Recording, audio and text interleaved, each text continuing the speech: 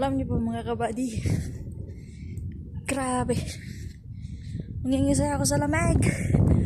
Lalakad ako sa kalsada ng Kawalan. Alam niyo ilang degree ngayon dito sa amin? 9 degree. Ang lamig.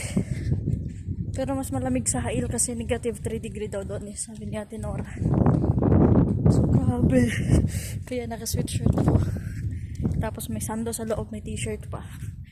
So, sana nagbonit ako nung lumabas ako. Ang lamig. Sobra. Oh. Bibilin na ako sa Bacala. Kaya ako naglalakad ngayon. Mag-isa. So, whew, malamig mga kabady. 9 degree dito ngayon sa Riyadh. Kagabi lang ang umpisa pero may mga babae. So, i-off ko muna. May tao. Bawal sila ipakita. Bye-bye!